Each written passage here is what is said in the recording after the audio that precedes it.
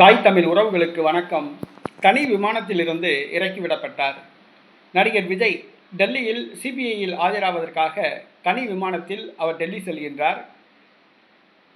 அவர் அங்கே டெல்லியில் சிபிஐயில் ஆஜரான பிறகு பவன் கல்யாணிடம் பேச்சுவார்த்தை நடத்துகிறார்.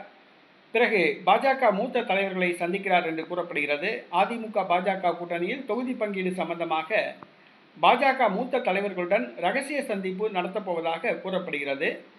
தொகுதி பங்கீடு முடிவுக்கு வந்தால் இன்றே அதிமுக பாஜக கூட்டணியில் இணைவதற்கான அறிவிப்பு வெளியாகும் என்று கூறப்படுகிறது. இந்த சூழ்நிலையில் டெல்லி செல்வதற்காக சற்று முன் தனி விமானம் மூலம் அவர் கிளம்ப சென்னை விமான நிலையம் சென்றார்.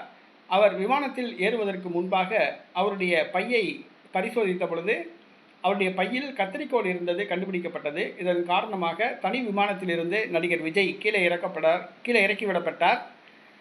பின்பு அந்த கத்தரிக்கோலை பறிமுதல் செய்தனர். பின்பு ஆபத்தை விளைவிக்கக்கூடிய எந்த பொருட்களையும் தான் எடுத்து செல்லவில்லை என்று அவரிடம் எழுதி வாங்கி கொண்ட பிறகு விமானத்தில் ஏற அனுமதித்துள்ளனர். தனி விமானத்தில் பயணிக்கிறார்.